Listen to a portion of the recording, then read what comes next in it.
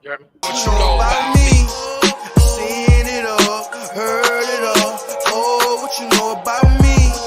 I done it all, just want it all. Oh, what you know about me? I seen it all, heard it all. Oh, what you know about me? Oh, what you know about me? Oh, what you know about me? Hey, y'all, welcome back to another episode of More Than a Title. I'm your host, as usual, Jarrett, Chief Revenue Officer at Outside the Box Digital. And you know I got my brother, my brethren, your favorite CEO, Chadeo. What's good, baby? We in the building, baby. You know what we saying, man. Grateful and thankful once again. Grateful to be here doing what we love, right? Grateful to wake up another day and fight the good fight once again. We back, you know what I'm saying?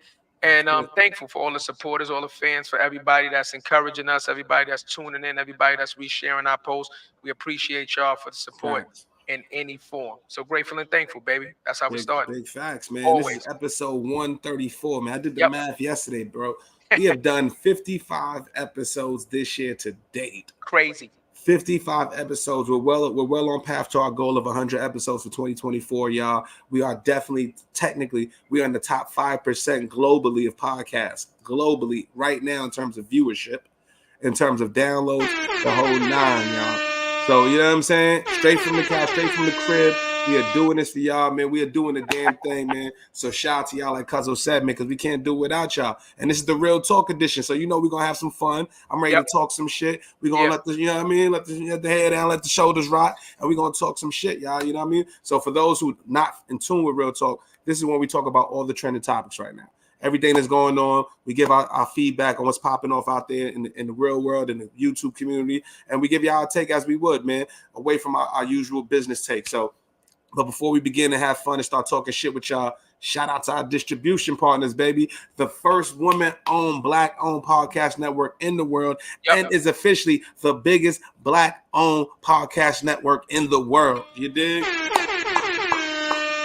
Shout out to Angel, the entire team, man. That's a major, major accomplishment. We're so proud of the team. We're proud to be a part of the Live Podcast Network. Shout out to all the podcasts. And if you want more black content from black creators, like More Than the Title, make sure y'all pull out your phone, scan the QR code, and make it happen, man. All of your subscriptions, half of it goes back to the content creators. That's major, y'all. A lot of content creators, a lot of your favorite content creators are currently not monetizing. I will tell you that. So give back to your favorite creators if you want shows like this to continue and go on. I'll tell you one thing, we ain't stopping. We ain't never stopping. You know what I'm saying? You know what I'm saying? Once again, shout out to the boss lady. We just had a conversation with her about 4 days ago. And guess what? With all those accomplishments that my cousin just said, we got a lot more in store. There's a lot more partnerships and everything that's coming in the pipeline that we're going to announce really soon.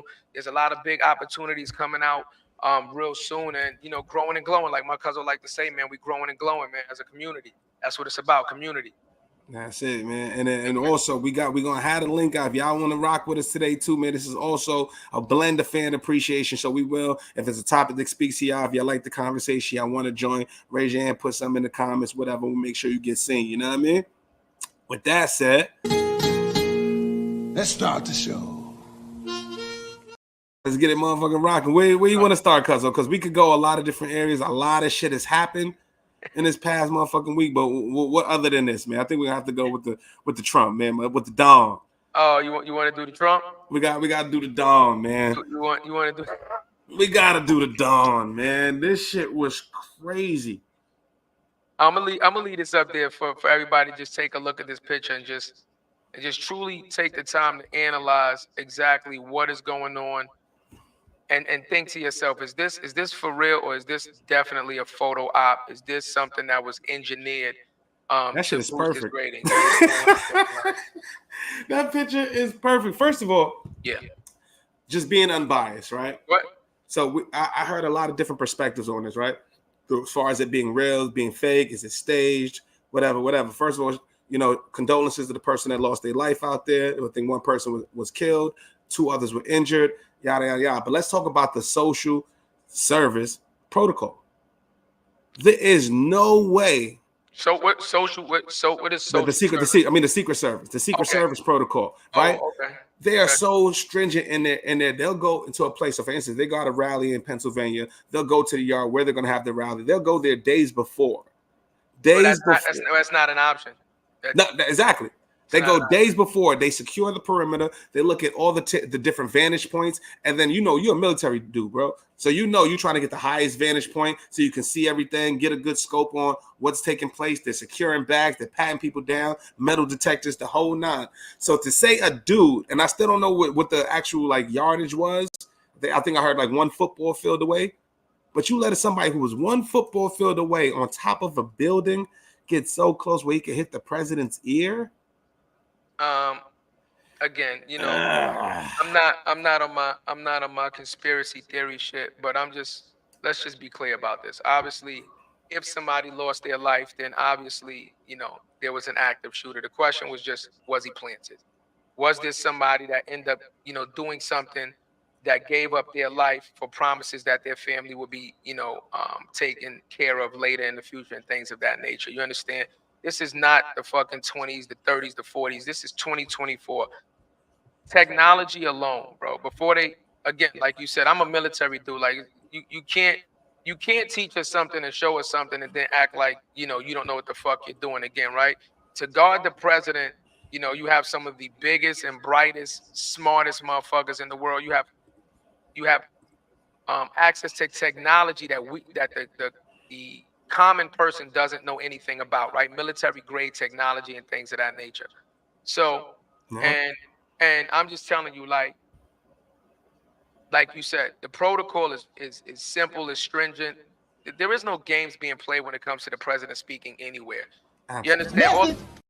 All vantage points was already marked out. They know the wind speed. They know all of that shit ahead of time. You understand? They know where you can shoot from, where you can't shoot from, et cetera, et cetera, et cetera. So, I'm not being funny, but just think about all the other presidents that were assassinated. So you let's not act like this has never happened before, right? Absolutely. Let's not also forget about when the government wants to actually kill somebody, right? Martin Luther King and Malcolm X and a lot of our other leaders that were successfully killed. And you understand? They knew exactly how to get it done. So we're not going to discount and fall for the magic trick shit here, right? This shit was definitely, I'm not saying it wasn't real because somebody lost their life, but this shit definitely was set up. There's no way that I'm believing that all of a sudden in 2024, the military cannot protect our president.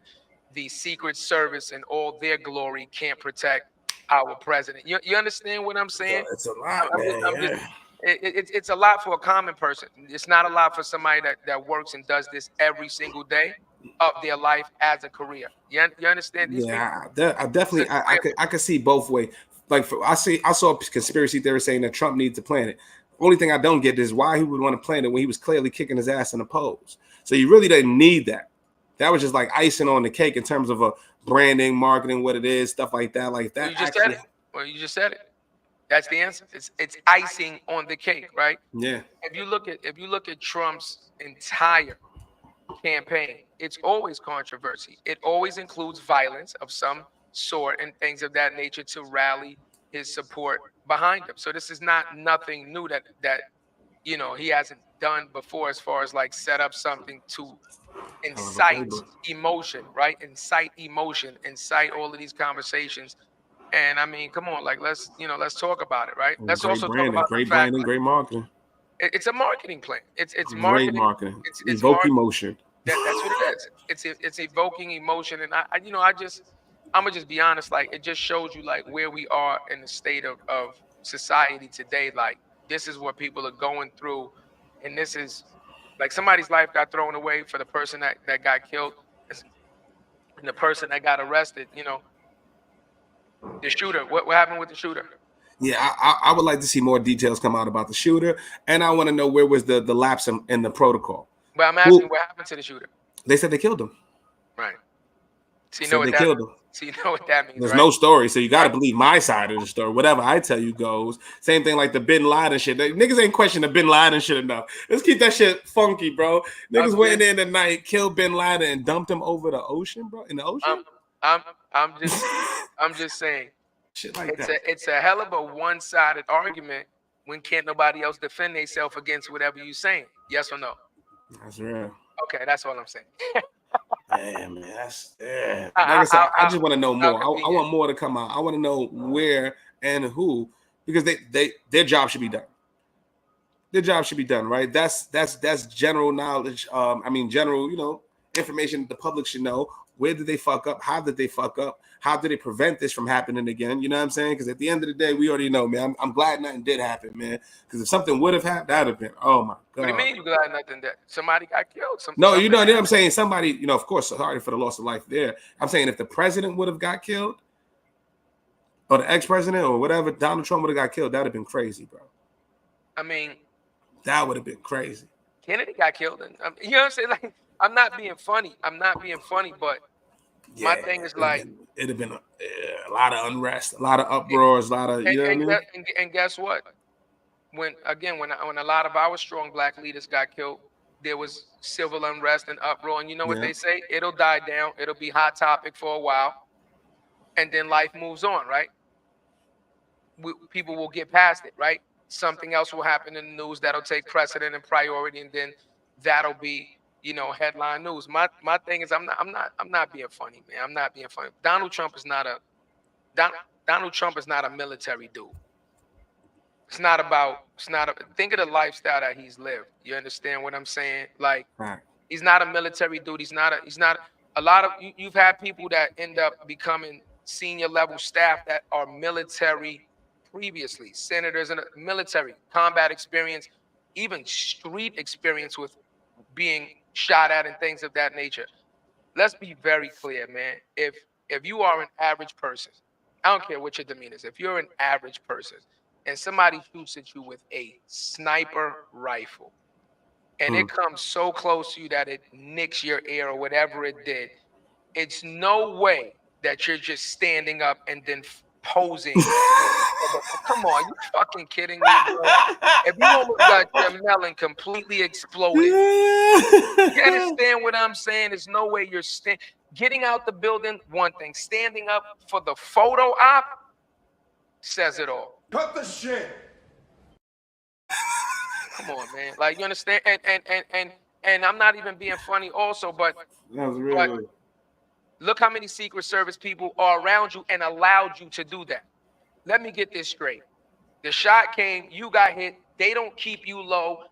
5, 6 Secret Service, fully trained military, but whatever you want to say their training is, CIA level shit, allowed you to then stand up and silhouette yourself. Hold on. Silhouette yourself. So in the military, we do a training call.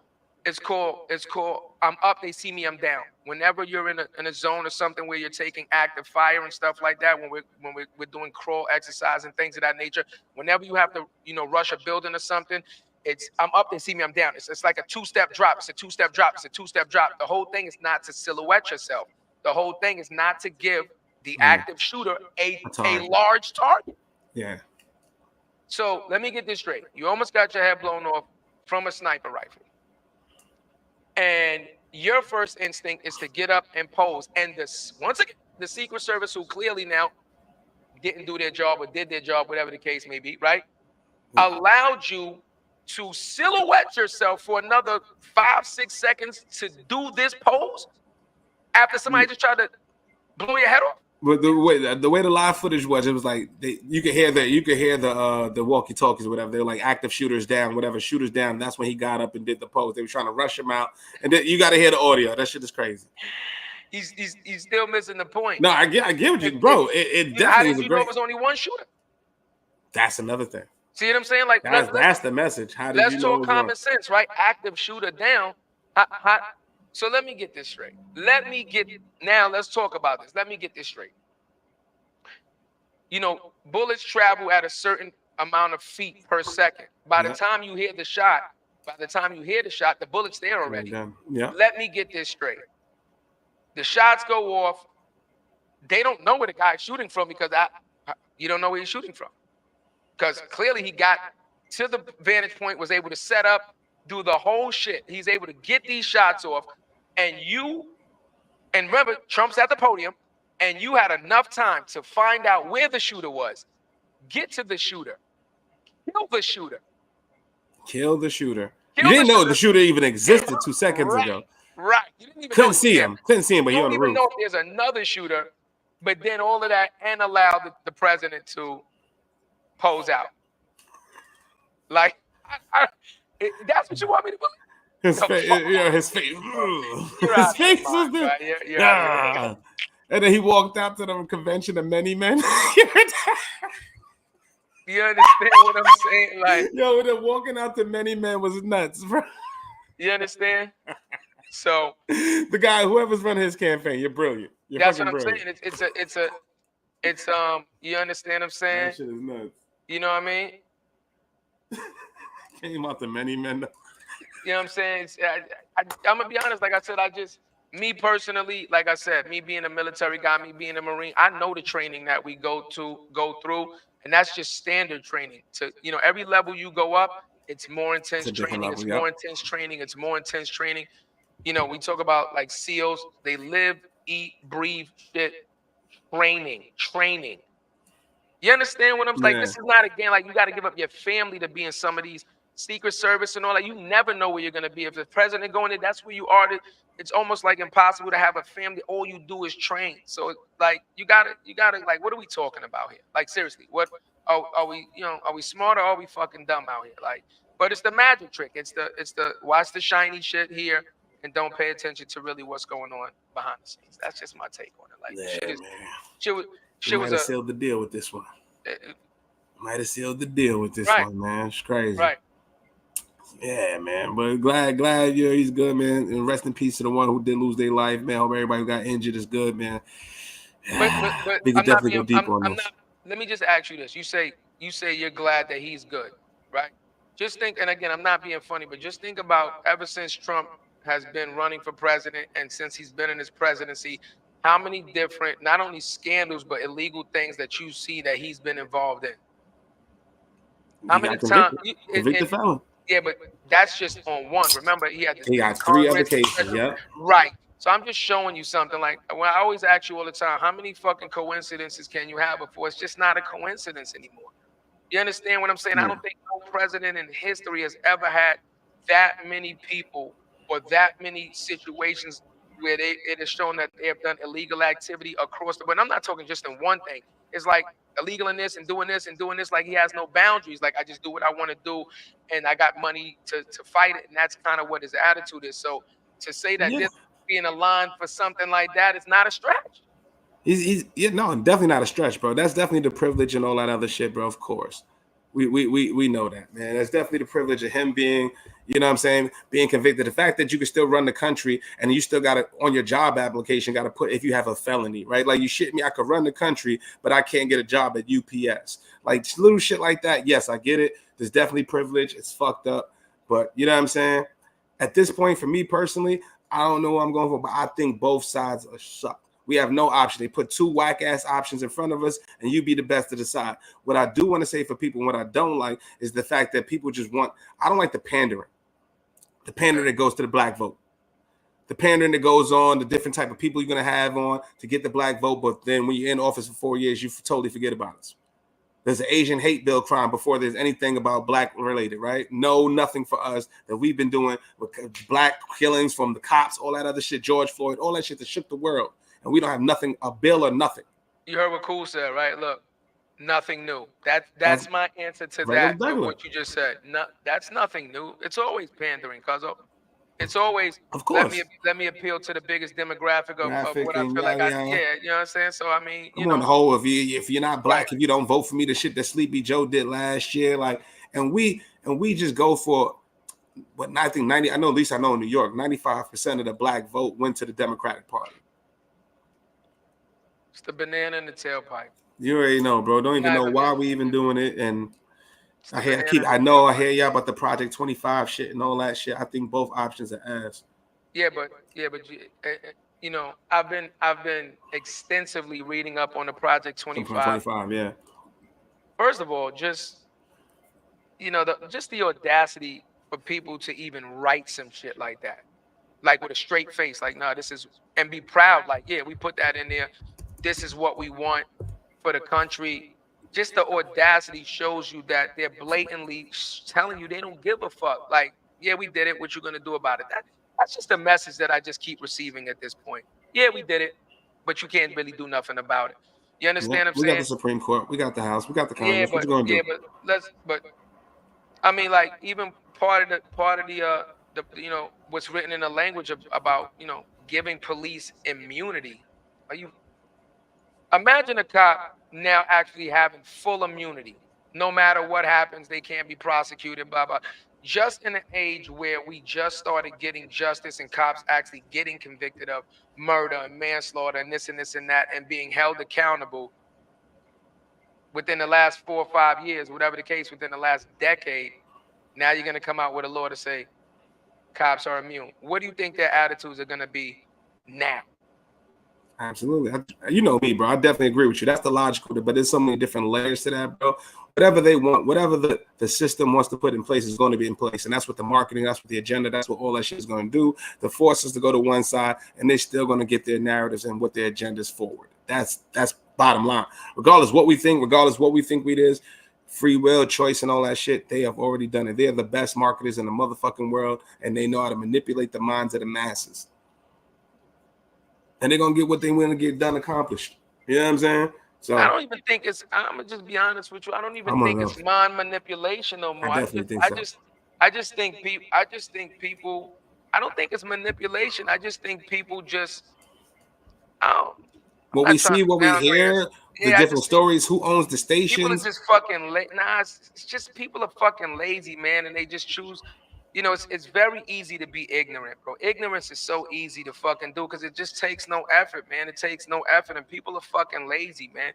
They don't want to read, they don't want to research, they don't want to do the fucking work. So they like, you understand? It's like the herding of the sheep shit. But then when shit go left, and it's gonna go left, and it's gonna go left, and it's gonna go left, then you're gonna be fucking crying about it and wondering why we're in a worse place than we was before. But you know. Buckle up. Shit gonna be crazy, bro. Like, shit gonna be crazy, bro. That's all I gotta say about that. AI, the world is literally transforming in front of our eyes, and people don't even realize it. From everything, bro, from the takeover to AI, the way the different policies are emerging, all that shit, bro. In 5 to 10 years, I even think maybe sooner than that, bro, it's either going to be the have and the have-nots. It's going to be no middle class, bro. It's going to be a lot of changes, bro. It's almost no fucking middle class now. It almost is obliterated. What are you talking about? That's what I'm saying. I gotta bring this up too. Let's not forget. Like, I bring this up. Like, let's not forget, bro. Let me just show you like how crazy this shit is. You had Rudy Giuliani, bro. The dude that literally almost, I don't want to say single-handedly, but spearheaded taking down organized crime, the mob in New York City with the RICO law. You had this dude end up losing his fucking law license for the shit that he was doing with Trump. If that don't tell you, hold on, let me get this straight. You was so fucking righteous. I'm gonna do the right thing from the people, and then we can't have it. And you spearheaded taking down the mob. Mm-hmm. Bringing the RICO, introducing it, etc., spearheaded your campaign. You did all of these things to then lose your license, etc., for the shit you did with who again? At once, how many coincidences before it's not a coincidence, bro? Like, are you fucking kidding? This go to show you, like, this nigga's rare. We might have to raid his house to see what kind of cameras and what kind of fucking footage he got on these motherfuckers, because it just seems like all these motherfuckers around him keep doing the most asinine shit. You worked all your career to get to a certain point, to throw it all away to support a dude that you know is doing some bullshit. And that's the bullshit. Everybody else get caught around him, and he do just enough not to get. The nigga dude, if he'd have took one more step to the left, nigga, that'd have been 30 years in the biggest news ever. But the nigga stopped just short. Like, he know all the laws. So he covered all his tracks, the Stormy Daniels shit, all that shit. So, I gotta say the saying, right? Respect magic, but respect the magician. Woo, we gonna get this shit now. That's all I gotta say about that. Respect magic, respect the magician. So this motherfucker better than Barnum and Bailey themselves, man. Siegfried and Freud ain't got nothing on this motherfucker. David Copperfield, any of these magicians, these illusionists, they ain't got nothing on Trump. This nigga's the master illusionist. Yeah. The illusionist too, man. And this motherfucker's a brander. Wait, hold up. Where's this at? The fights. Yo, the fight, high tops. Son, is nuts. With the American flag on the joint. But why? It's not nuts. It's good marketing and brand. We talk about business and all that, bro. Like, come on, to have a moment like that, and then you can sell the product, have that fuel in. I don't know what the laws are, but I don't know if anything like your sole proprietor shit can you funnel that money into your campaign or your super PACs and all that. I'm not sure, but if you can, there's definitely gonna be a lot of motherfuckers with the fights on. Again, man, it's an absolute, in my opinion, it's an absolute slap in the fucking face. It's spitting in our face with the what we call it, the Haktua girl. It's the Haktua girl spit. Like, what are we talking about? Like, we should be so fucking outraged and so disgusted that but it's not, bro. I'm not being funny. It's almost like the more stupid shit you do to us, the more we fucking love that shit. Like, it's disheartening, bro. It's actually disheartening to even believe and to see that we are even in a position to keep allowing this shit to happen. I agree with you, but I think we should have that energy across the board is all I'm saying. I agree with you 100%. I was fucking outraged when he said you're not black if you don't vote for me. I didn't vote for you. That's what I'm saying. So I didn't vote for you. There you have it. So that's the point, bro. Like, they both do it, bro. And they both just spit in our faces and tell us whatever to get the vote, and they do absolutely nothing for the community. One thing that dude did say when you talking about, with Will, we said some shit, when Will Benson came on, he was like, we need to just come together as a black community to 45 million votes. We are basically holding these captive. You got to do this in the community or you do not get the votes, and have something in writing. Have something where it's like, you want us, we're not going to be divided. This is what we want our community. Get it done or you don't get the vote. 45 million goes to the winner. Well, but we would never stick together like that. In response to that, okay, let's run with that. Okay, where's all the black people that we've already put in office? Senators, congressmen, all these other people that have the ability to run for president. Remember, there's only a certain amount of requirements, and clearly they're getting looser. He's a felon now. Clearly they're getting looser. They're not getting more stringent. They're getting less stringent. So where's all the people that we've already put into power that we felt represent us and they're doing the right thing? Why are they not trying to run for office? It's a popularity game, and it's a branding game, bro. And then for us, let's be honest, bro. For us, the ones that we do allow to get there, and the one brother that did slip past, the Barack, he had to be damn near flawless in his execution to even get it. He had to be flawless in every aspect of that shit from beginning to end. And he did that shit impeccably. You got to be that type of brother. You saw what happened when they did with Jesse Jackson, other people who try to run for president. Then you got to raise the capital. Some of them can't raise the capital. They're not good enough to raise the capital. You got to stop the bullshit too. Like, again, here's the thing. What are we talking about, right? We're talking about technically the most powerful position, most powerful job in the world, right? The president of the United States. You should have to be impeccable to get that. Absolutely. Like, what conversation are we actually having? We're not talking about sanitation. We're not talking about fucking construction. We're not talking about any other job. We're talking about the most powerful the fucking nigga, you get the football, the codes to the nuclear. You should be impeccable to be able to get that. Okay, so when we talking about these other people, it doesn't matter Al Sharpton, Jesse Jackson. It doesn't matter all these other leaders. I'm saying a lot of the popularity and the reason that they are not in these type of positions is because they've done a lot of dumb shit and gotten caught for it.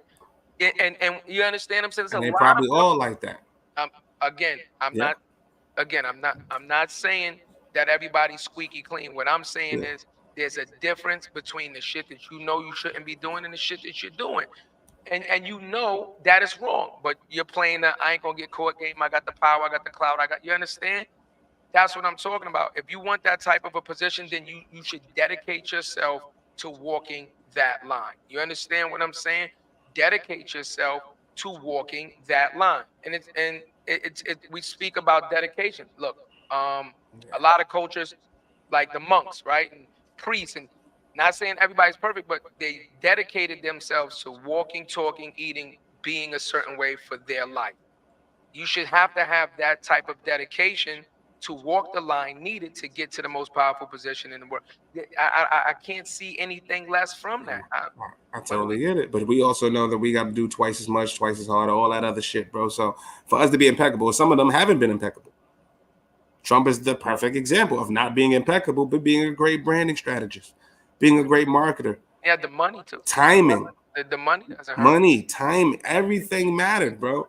He came at a point where Barack Obama was in it for 8 years, and some of Americans was like, I'm fucking tired of this shit.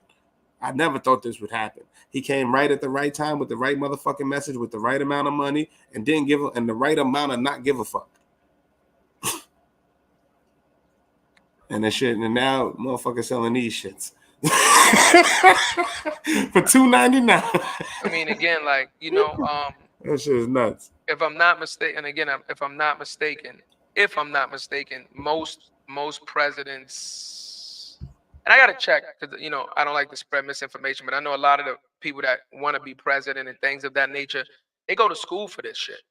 You understand what I'm saying? A lot of them get, I think it's a constitutional degree or something like that. Like, you understand, they go to school to learn politics and the Constitution, and a lot of them were lawyers, and you understand what I'm saying? Like, they practice understanding how to, you know, you got a businessman.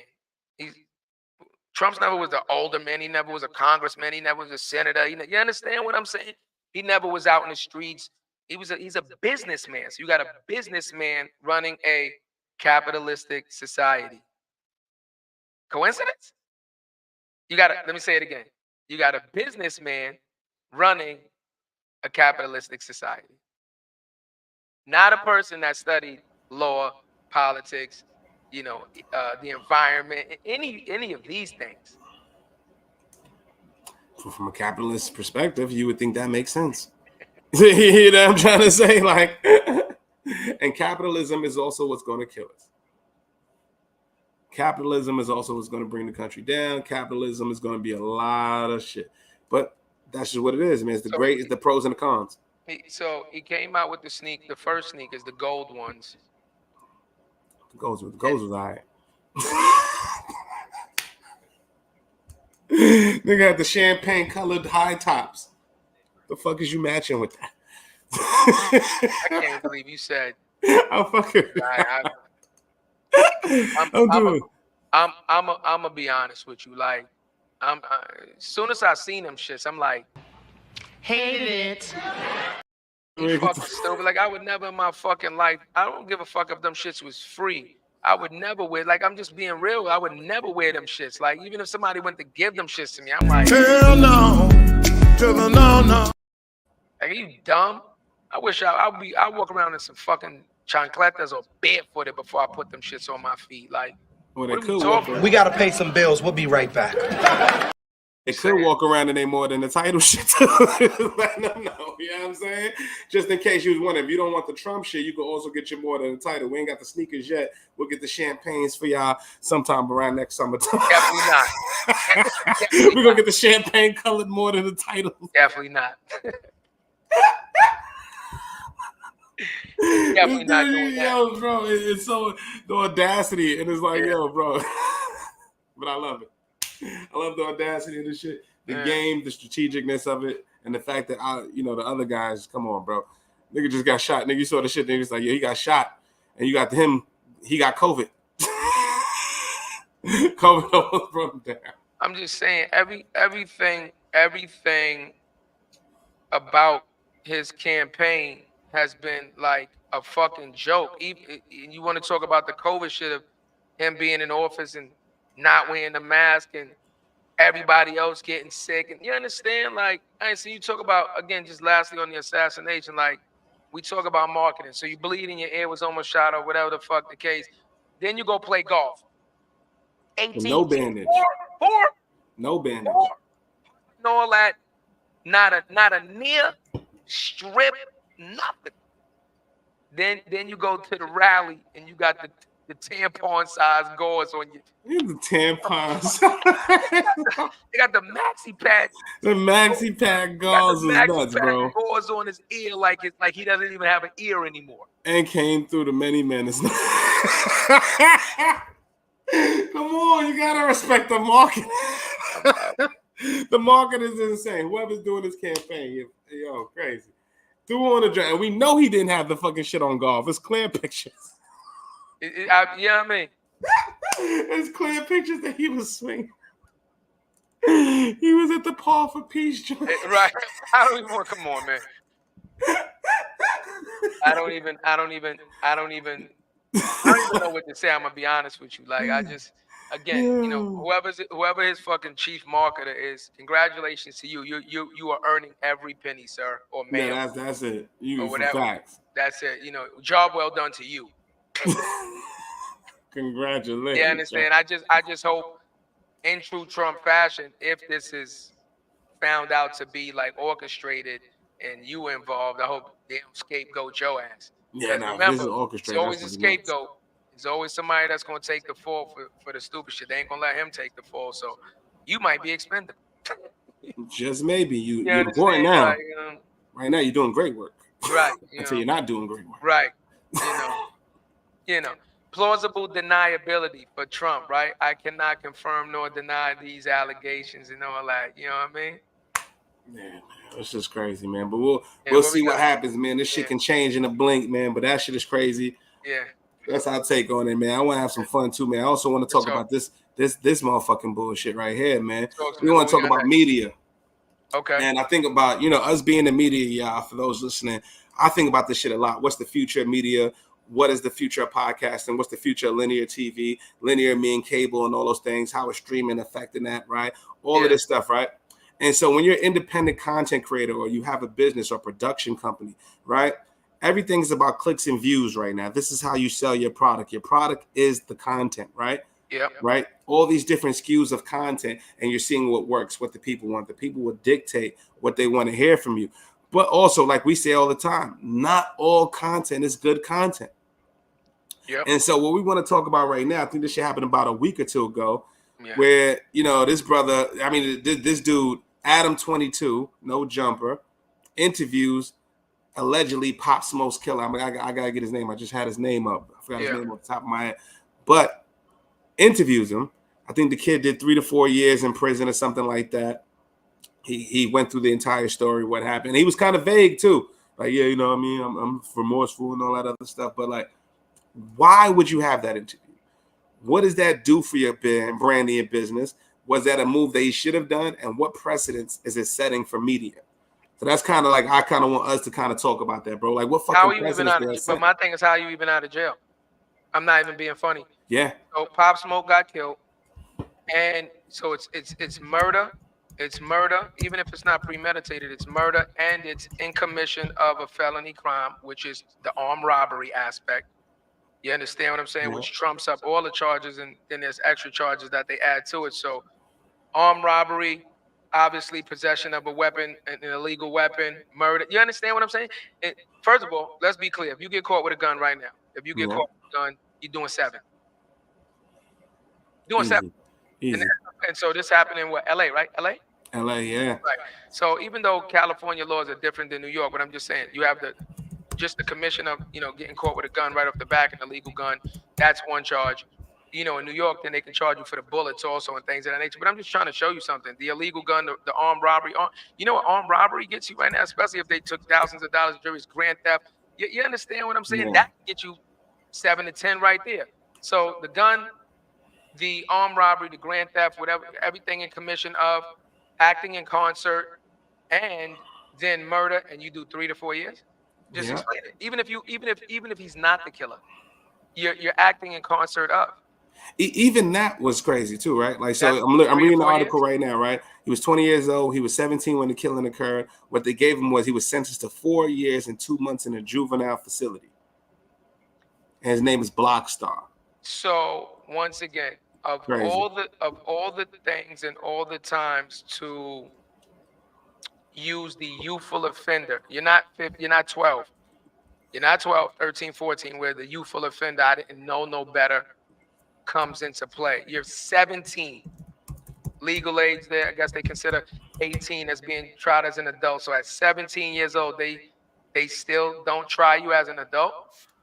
They still don't try you as an adult. Like, you have to make this shit make sense. And I understand every state is different, but like, again, this is the world that we're living in. The kid that suplexed his sister, Stone Cold Steve stunned his sister in Texas at 10, 12 years old. They gave him what? They gave him life, and he ended up getting it repealed and did God knows how many years. And that was a clear act of just mimicking something that he didn't realize was acting, was a storyboard. And look what they did to this kid. You kill somebody, rob them, gun, all that, and that's still not adult, still a child. And even as a child, guess what they can do? They can still give you enough years to where as you do your time as a juvenile, and then when you become of age, then they transfer you to the adult prison. What are we That's talking exactly about? what they could have done. But What what precedents is setting? If we're talking about that, like, I definitely want to get to the media, but like what we're talking about with that, what the LA justice system says is that if you're 15, 14, 16, you can kill somebody, get away with it. You get one on us. You're gonna do a little bit of time, but you get to come out, do your story, write your book, tell us about your shit. You can get to go on No Jumper, academics, whoever it is, get your clout up, and then you can build a brand possibly over that. 3 to 4 years. And this dude has a family, a mama, a brother, all this shit that's going, and you're on it. And then and he was vague, bro. I don't know if you listened to the interview, bro. I listened to it. You know what I'm saying? Like, first of all, he was high as shit. First of all, he's high as shit. Like, you could clearly tell that he's on drugs because his whole demeanor, a lot of his speech was slurred. He's very slow in response. So he's like, it was just weed, but I can't believe that weed does that to you. That's just too much of a he looked like he was on a perk or something. Correct. Yeah. Weed doesn't slow you down like that, bro. Something in that weed that you mix, that looked like the Matrix to me. We call that shit the Matrix, the leak and all that, the wet. You definitely had some shit mixed in with that. That's not just no fucking weed, Ari Green or, you know what I'm saying, or Hydro, whatever the fuck they some gumbo. Get the fuck out of here, bro. Like, are you fucking kidding me? So, and you said at that time you was high. You said it. You was like, I was high off a perk or whatever. It was more than during the robbery. Once again, I've taken a Percocet. They're painkillers. That Percocets do not alter your fucking mental capacity. One Percocet does not do that to you. Again, what the fuck are we talking about here? Like, they taking a few, they smoking, they drinking on top of it. Right. Got a couple of bogeys. You already know, bro. They getting right. Got some lean with it. All that other shit. Right. But like you said, it's a slap in the face to the family, though. Like, a slap in the face to the family, to everybody. Right. But then this has been, and then to Adam's defense, and we could talk about it, right? He came up with a response, and I kind of understood where he was coming from. Not saying I respect the decision, but he was like, "This has been happening, right? What's different from him interviewing Ted Bundy?" So if 60 Minutes was to go and interview Ted Bundy with things that they have done, right, groundbreaking stories, right, which they have done, nobody criticizes them for that. So you, as an independent production company or independent business, you're like, damn, I'm trying to create groundbreaker news and provide that content to my audience. Why am I in the bad now? Is it because he was a rapper? Because it is. Was it live? What, with the live stream? With the interview? No. Yes. I'm not sure. I think it was now. Right. So you had an option. Thank you. You had an option. Thank you. My thing is, let's just say you brought this dude in and you thought it was gonna be air quote groundbreaking. Let's go with that. Yeah. Let's say you really thought that you was gonna, get some insight for the culture or provide some type of information for the family, something to. Again, I don't know what you thought this type of insight would provide anyway, but let's just run with that. I watched the interview. If I would have did that interview, I'd have canned that shit because he doesn't say shit in the interview. He doesn't admit to nothing. No, doesn't say he's a shooter. Doesn't say anything.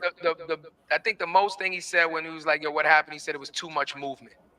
I think he said it was too much. And then I think Adam's like, movement from who? Pop Smoking them or everybody? He said everybody. Like, what kind of fucking answer is that? Too much movement. Once again, what are we actually talking about? You didn't. Once you looked at that interview, in the middle of the interview, I'd have looked at you and been like, "Yo, we're not airing this fucking interview. Like, this shit is a complete waste of fucking time." But you're hitting the nail on the head. It's not even about the content. It's about the tagline and the title. Yeah, that's it. That's what it's about. Can I make you click, and can it improve my numbers, and can I sell that off to advertisers and sell it off to other people? Can I monetize further with it? Now, which one thing he probably paid the dude. So you got paid off the money. You probably paid him like yeah. I don't want to assume that. I don't want to assume, but I know from a Vlad and a business model, they pay certain people based on a certain amount of viewership that you would bring to the channel. But you know what, Adam, you got the bread. I'm not counting your pockets, but the nigga couldn't have charged you that much. I'm saying you paid them. It's a loss. Cut that as a loss. It's a loss. And then it's not a loss for you technically because that's your business. It's a write-off at this point. It's not even a loss. How about that? It's a write-off. It's not even a loss technically. It's a write-off. It's a gray area, bro. I think we wouldn't have done it. Of course not. We wouldn't have done it. But also, what is the difference from a fucking ABC, a CBS, a 60 Minutes interviewing a Ted Bundy or something like that? There's no difference. So here's the difference. Not playing favoritism to CNN or anybody else. Mm-hmm. Going in and committing an act of violence, right? Robbing somebody, killing somebody, whatever. Yeah. Especially high one-time thing, whatever. That's impulsive, instinctual, like that. Mm-hmm. When they interview serial killers, I don't know if you know this, but a lot of the times, like even when the serial killers die, they actually try to have the family donate their brain. They actually study the brain of the serial killer to see if it's a chemical imbalance or what turns a person into a serial. They've been doing studies on this for years, trying. Yeah, FBI do that too. Mindhunters. That's what it was created. That division. Oh yeah. I love Mind. And it's crazy because they were supposed to come out with another season, and they canceled. I was furious about that. Mindhunters, that shit. So let's talk about it. Like Mindhunters. That's the perfect example, right? Let us see if it's something within society that we can target, so that if we see our child or somebody's child growing up with these type of traits, we can treat it and stop this type of thing from coming. But a serial killer is somebody that goes out and kills repeatedly, sadistically, on a record, like with no remorse or whatever the case may be. That's not a senseless act of violence. This is a repetitive thing that's saying, like, I need to do this because mentally my brain is saying this is the only way I can be happy, or this is the only way I can get off, or whatever the pleasure they get from. It's a complete different scenario. That's what I'm saying. It's a complete different scenario, bro. I'm not being funny, bro. Us being from the streets and us doing a bunch of dumb shit, a lot of it, even myself, like a lot of it is because of the fact that we just don't really fear the fucking consequences. We feel like we can deal with it. If a person thinks that he can rob somebody, especially now, what does this say to celebrities? You can get robbed, you can get killed, you can do this, and if a motherfucker is not of age, he only gonna do 3-4 years, then you know what that means? He can do that shit standing on his fucking head. Especially in a juvenile facility. Yeah, get the fuck out of here. What are we talking about, bro? So you think he's reformed now? You think that changes him now? Did you see in that interview any act of attrition or him feeling like I'm exactly? He said a little bit. He was like, yo, I tried to get the job, I was working, but then he was like, came back, reverted back to it. He's like, that's not me, I tried it. And now you're on the circuit. And now you're like, how can I make my brand work? I am the guy that allegedly killed Pop Smoke. How can I monetize that? And that's where I get pissed off. You know what I'm trying to say? Because it's like, yo, you shouldn't be able to monetize that. But also at the same time, everybody has a story. So that's the gray area that we're mentioning. It's like, yo, damn, as a business owner, we wouldn't touch it. But then somebody would have covered the story. Clearly, Adam covered the story. And it's just nasty work. And I don't think it's going to age well. You tried to get a job. Let's talk about it. You tried to get a job. Okay, so you were 17 when this happened. You went to jail. You tried to get a job doing what? What the fuck are you actually qualified in doing? What, like, you should have went into that. You should have said, I got some education. What did you try to get a job doing? What would you think? Fucking Coca-Cola's gonna hire you? Like, where did you try to get a job at? Where did you try to get a job at? What kind of job do you think that you're actually qualified to do?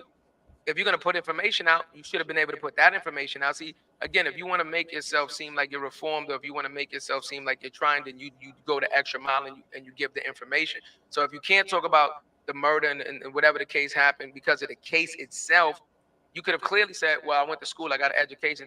Remember, we talked to Champ. Champ was incarcerated, and guess what? He said, I got my education. I did this, I did that. So when I came home, I wouldn't be doing certain things. If you talk to a lot of people that was incarcerated, one of the biggest things that they attribute to not going back is education. Is education. And what did you think?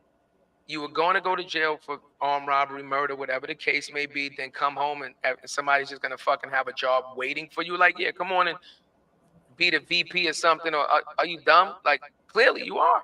Like, what the fuck did you think was gonna happen? Like, so I don't, again, like, smoke and mirrors, bro. I don't want to hear the bullshit. Like, did you put in the fucking work to integrate yourself back into society, or the same lackluster fucking energy you gave in that interview was probably the same lackluster fucking energy you gave into thinking, was this a smart idea to rob the house? And that shows your personality. You're a lackluster motherfucker. You understand? Clearly, you don't want to work too hard. You just want to get high and do a bunch of fucking stupid shit where you don't have to think about it. And that's the lesson for the young ones. You know what I'm saying? Listening to going through that. But you made yourself a target. You put a target on your back for the sense of a small bag. And this is where the morals, the principles, right? I'm actually reading a quote right now from Pop Smoke's mom. She was like, because she had an interview with Hot 97. They were like, yo, how did you feel about the interview? She was like, I felt the way when you just said he was being disrespectful, because I've been told he's been interviewing and being disrespectful. I got to let that go. That'll eat me up. I got to let that go. The bottom line is your life is over. His life is finished. He's living. But if that's how his approach to what he's doing, life is already done for him. That's pretty much what you alluded to. Crazy, man. Shout out to Pop's mom, man, the family. That you gotta go. I couldn't imagine going through that shit. Being a motherfucker like that doing that. I got a question for you. You ready? What's up? What's good? I got a question for you. Now, what if somebody from Pop Smoke's family is like, fuck that? That's not justice. That's not justice. We had somebody from our family on the path to creating generational wealth for my family. He's a son, a brother, whatever he was. You can't fill that hole, right? You can't fill that void. You took him away from us. You did 3 to 4 years, which is a slap on the fucking wrist. And now you're out there making money to feed your family. Now, what if one of them retaliated against him and took his life? Do you think they would get only 3 to 4 years? Nah, they give him 20 out here. That's the fucked up shit. Now, what do you do? Right. Now, what do you do? Right. Your back's against the between stuck between a rock and a hard. What are you going to do? Right. You're going to risk the 20. You're going to go kill him and do all that shit. Now, you get 20. Your life's done. He's done. Right. When it really should have been an eye for eye thing. Now, if you're getting 4, I think that's justified. Now, you fuck around and did that, and your family gets 4, I'm not mad at it. I'm not going to lie to you. In this country, you know what I mean? But I think in this country, of course, it would never happen. That's because it's logical. Right. even in the defense of an eye for an eye, blah, blah, blah, they don't give a fuck, bro. They don't care. They don't care, bro. You do it, they're going to prosecute you. They're going to say it's premeditated. They're going to da-da-da. They're going to try to max you out with whatever. You know what I'm saying? Like, so this is what I'm talking about. Like, a good lawyer might be able to run with that shit, actually. So if you mean to tell me, so if a good lawyer, you go in there, let's say his family member, let's say a first cousin, let's just say for argument's sake, a first cousin sees this shit, I'm fucking enraged.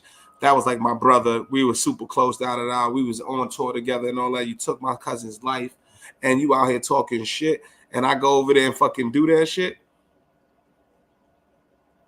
Like, you know what I'm saying? Like, I would. If this country ran on common sense, we'd have a lot more train station stops. Message. Yeah, like all that shit. We talked about it in Miami. Remember, we talked about it in Miami, nigga. The real talk we did live from Miami, nigga. Bing bong. Next stop, 3rd Avenue. Stop 59th Street. No, but what I'm saying, conversation but if the cousin did that, I'm saying if you go to, you could say temporary insanity. Couldn't you believe that? Like, yo, I'm around seeing this motherfucker on no jumper. I'm getting asked 1,000 times a day if I've seen this interview. I lost it. Can you put premeditated murder? And this motherfucker just happened to be where I was. Just happened to be. that first of all, that would have to be a hell of a coincidence, and you would have to the way you would have to prove that you've never seen this interview before, that you've never, where all of this information kind of just hit you in the moment. No, it's a part of your case. And it overloaded you in the moment, and this dude happened to be there in the moment. No, I'm saying all that stuff was already, you've seen the interview. You've seen it. You're getting and asked. That's not temporary insanity. That's what I'm trying to say. No, if I seen him, and then all these fucking emotions and these rages, I just happen to see him. What if I'm out at a party? I happen to see the guy that everybody's asking me, he killed my cousin. And now I just lose it in the moment. You don't know. I could have been on, he might have been on a perk. You know what I'm saying? I'm a little high up. I'm in the club. Whatever the case may be, you might be able to walk with that. That's going to be a hell of a case. It's going to be a lot of money. It's going to be expensive. And then that's the next thing. You doing that with a public defender? Hell no. You need Johnny. Right. You need the dream team to pull that off, but you know what I'm saying? But I'm just saying. Right. Which most people do not have the money or the resources for that level of attorney to even fight a case like that. So you know what that means, right? That would be crazy. Yeah. You're gonna be up that river, that famous river, without that famous paddle. That's it, yo. But once again, that's the president's success, though, bro. That's why it's nasty. So now, for instance, they say P&B rock killers on bail or some shit. They going no jumper. Give me 200,000. I'm about to do 20 years. I'm gonna tell you everything that happened. This is how I felt. Yo, I did this and that, and give the most salacious fucking interview ever. And I got 200,000. My people's are set for the next 10 years. What are we doing? Well, 200,000 ain't lasting 10 years. I'm just saying, whatever. I get for the it. right people, you know what I'm saying? Obviously, they're gonna burn that. But like, if you give it to the right person, whatever. That's crazy. 200 for a rainy day. Why you going to do? Some motherfuckers don't have $20. Well, that kind of goes back to, once again, we talked about the Trump shit. How kind of convenient. Kind of convenient, You never know what that kid was going through. Again, you never know. You just never know, because they're not. You think they're gonna release that shit to the public? Fuck no. They're not gonna release that. Again, you just never know. You understand? But be clear.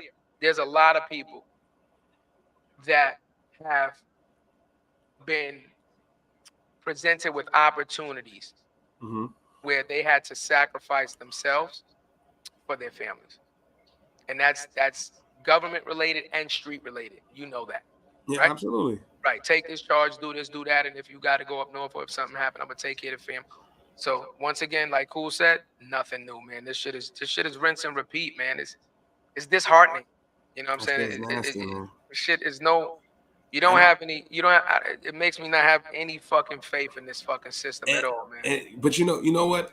From a media perspective, if we putting our journalist hat on, bro, I even hate to see it come from Adam 22. From somebody that's outside the culture, that's currently eating off the culture. And yes, he does provide a platform for a lot of black artists, young, especially in LA and all that shit, yada, yada, yada. I get it. He made a few people start flocking with him and AD. I get it.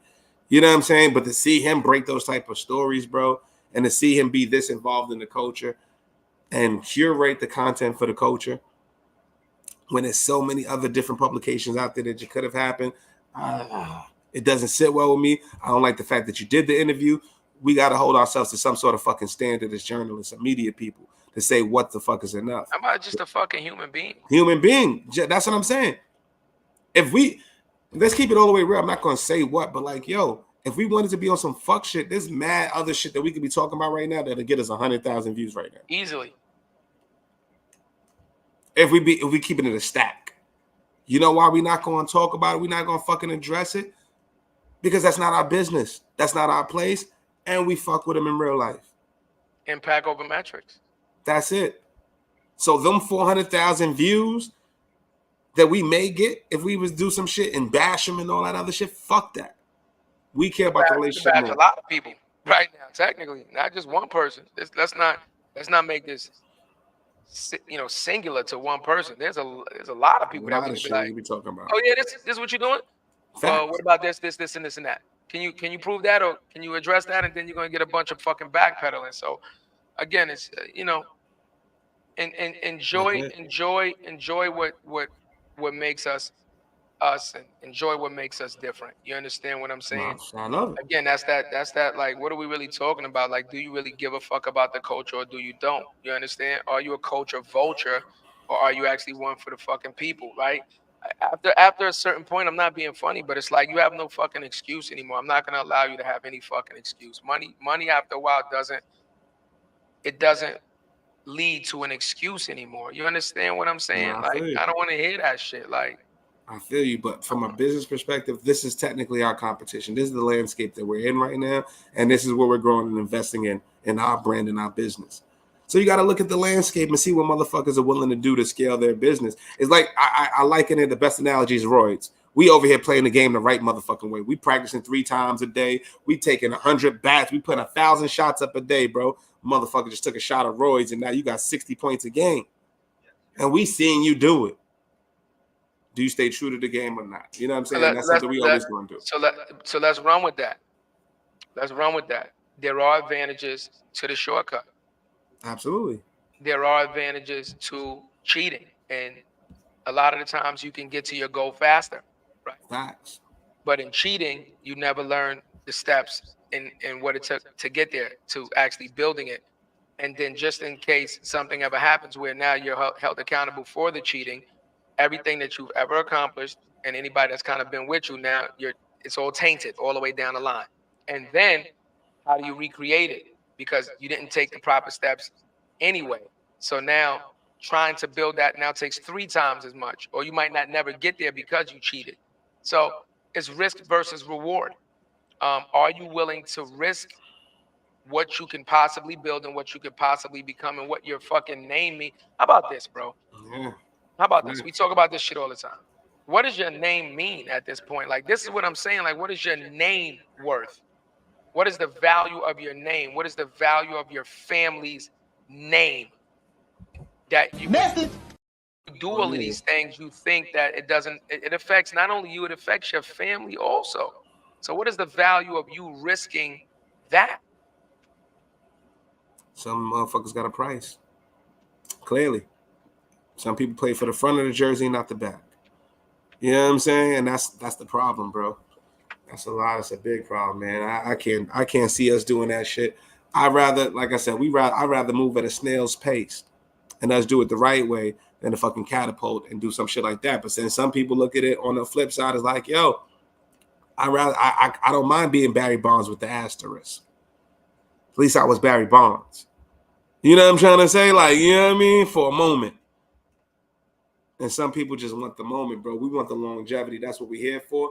But once again, Adam, that set a hell of a precedence. You know what I'm saying? And hopefully we don't give more clowns like that fucking platforms so they can tell their story and fucking monetize. Because we don't need to be hearing who the fuck is killing our black leaders and black artists and our black creatives. But can I just say this to you, and I'll leave it on this? What's good? Who bears the bigger responsibility? Who bears the bigger responsibility for the impact of the story? One, the guy that's hold on, hear me out. One, the guy that's curating the story, Adam, for allowing this guy to come on his platform and tell the story, listen to it, edit it, and then put it out, or us as a society in general, as a whole society, for allowing that to happen, consuming the information and not canceling him or holding him accountable, saying like, we're not fucking tolerating that. We are. Thank you. The people. Always the people. Always the people. Always the people. But then once again, like even like us, we watch it. I didn't even want to watch it, but why you want to watch it? Yo, this motherfucker gonna say some crazy shit that's gonna be like, yeah, and it's fucked up. Same thing like seeing the shit on Instagram, like, all right, this is gonna be graphic. Motherfucker still gonna see why I didn't click it. You know what I'm saying? That's just how our fucking generation is right. wired. But you talked about being a journalist. From a journalist perspective, there's no way you can speak on something without gathering information. So what you did was you watched it to gather the information and form your opinion based on the information that was given, right? You're not talking about this third party as far as like you heard it from somebody else and you didn't even take time to do the research yourself. You sat there, you watched it. You heard the words come out of the guy's mouth verbatim. You heard the questions that were asked verbatim. Now you're allowed to form your opinion, and it's unbiased. It's based on the information that was presented at the time. So that's what you're supposed to do. But now the question is, do you support the platform? Do you continue to watch his material? Right? Do you donate to his? That's what I'm talking You buy about. his premium subscriptions and shit. Yeah. Thank you. Totally That's what I'm asking you. What do you do now that you have the information? Right? It's not about always like getting the information. It's what do you do once you have the information? That's all. Yeah, it's bullshit, man. That's all I'm saying, right? Yeah, man, So it's crazy. Be clear. Like and be clear. I've never watched the fucking Adam 22 podcast. No, I've never watched it before that. And after that, I can't see me ever supporting that platform. It is what it is. Like, again, like I don't rock with that. And I'm not gonna pretend I rock with it. And I'm not gonna support something that shows that you don't really give a fuck about the culture. You only give a fuck about how much money the culture can make for you. He's the king of clickbait, bro. But look who we're talking. We're talking about the same dude that let a dude smash his wife for Vivid Films and get the bag. He's telling you where his line is, nigga. If the money is right, I'm willing to do it. I'm into that shit. Whatever. Even did a whole fucking fake skit like he was gonna do gay porn. That shit went viral. Guess what? Yo, 2 days later, now that shit was fake. We were just lying. You know what I'm saying? Guess what? More subs. He's the king of clickbait. But guess what? Adam, over time, when that shit fades, that shit's gonna go downhill. Yeah, but the problem with that is, by the time it fades, he might feel like I'm in a position where I ain't really got to do. I'm already on top. He might feel like that now. Right. I ain't got to do nothing else just off of what I've made already in investments or whatever the fuck I'm doing. I ain't never got to work again a day in my life. Thank you everybody that put me here. Fuck y'all. Like, yeah. I don't know. Like, you understand what I'm saying? Like, yeah. But on this note, we go to the next topic, bro. I do want to say for us as a people, because you made a great point about the people, the community, people, and all that shit. It's us, it's our fault. It's the same reason why Dior, fucking Balenciaga, Gucci, all these brands are top fucking clothing brands. You know what I'm saying? And there's no black brands that's even nowhere near that realm. It's because what we consume. So try to give more black content creators a chance, man. Give more other people a chance to be the voices. There's a lot of people out here doing amazing shit, amazing work, just talking about the same fucking content that we not champion, and we should be doing that for our culture, straight up. Because it's entertaining, bro. It's not being funny, but that's it. It's entertaining. It's the reason that it's the reason the news, it's the reason that the news in general, and we're talking from the TV stations to the radio stations to the publications that they put out on the newsstands or in stores. It's the reason that they provide the news in the ratio and the aspect that they provide it in, because they know that people are only going to pay attention when it invokes emotion. If there's nothing exciting to talk about, and what's more exciting to talk about than pure ignorance and negativity? We love that shit as human beings. People love fucking negativity and ignorant shit.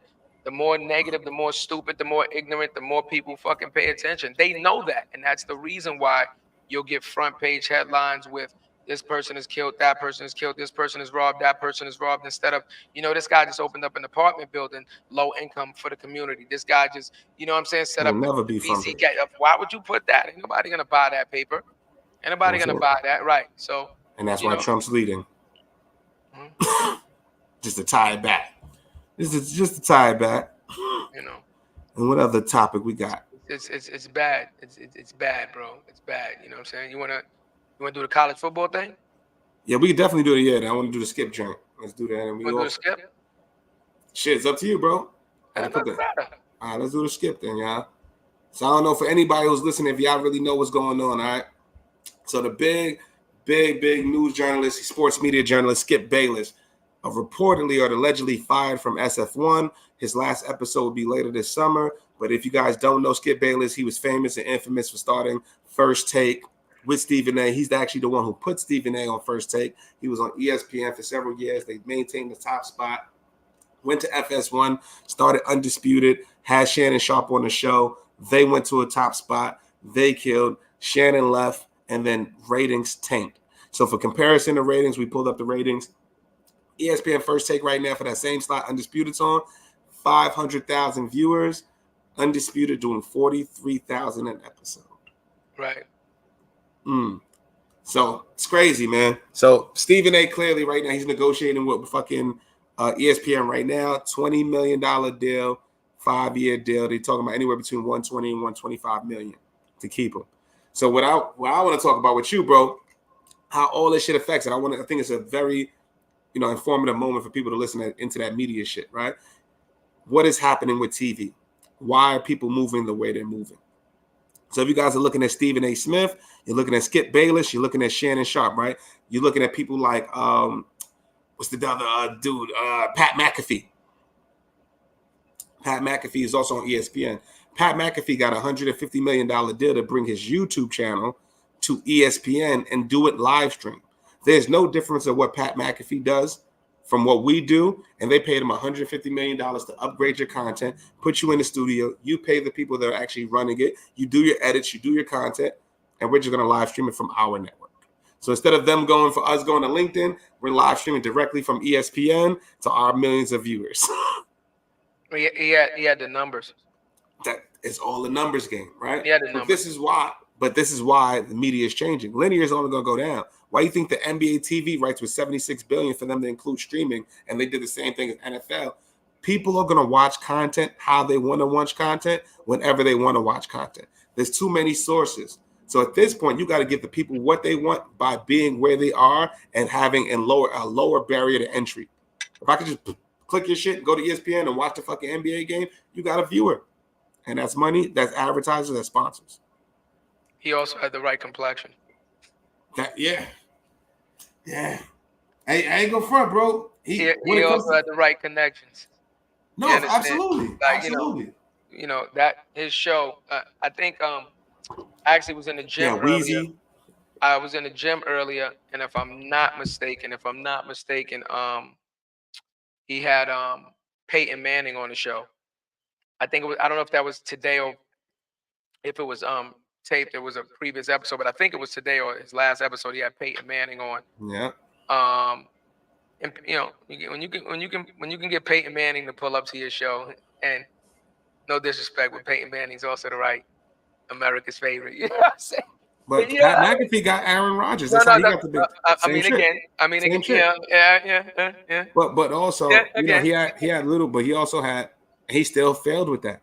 He had Lil Wayne co-hosting the shit with him. You had Lil Wayne, you had Paul Pierce, you had Michael Irvin, you had Keyshawn Johnson, you had Shannon Sharp. I want to put some respect on Lil Wayne.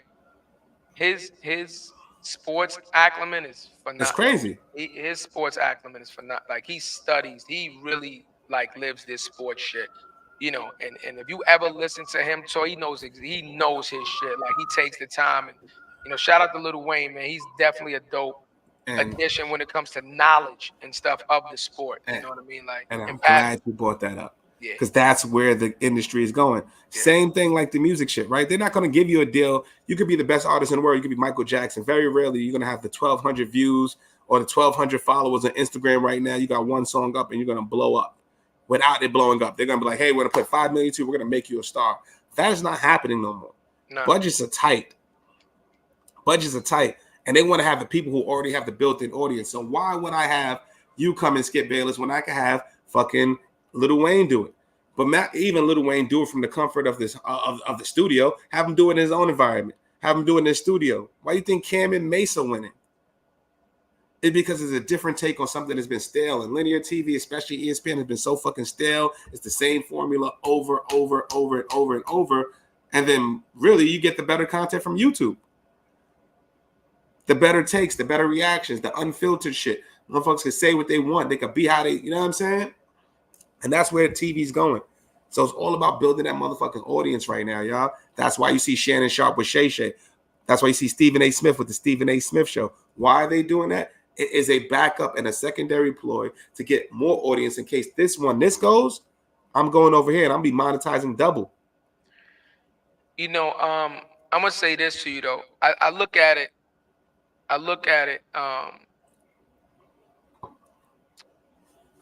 from the lens of a CEO mindset of building your own brand, and I gotta attribute this outlook on it to the big homie Dame Dash. I fucking love Dame's mental.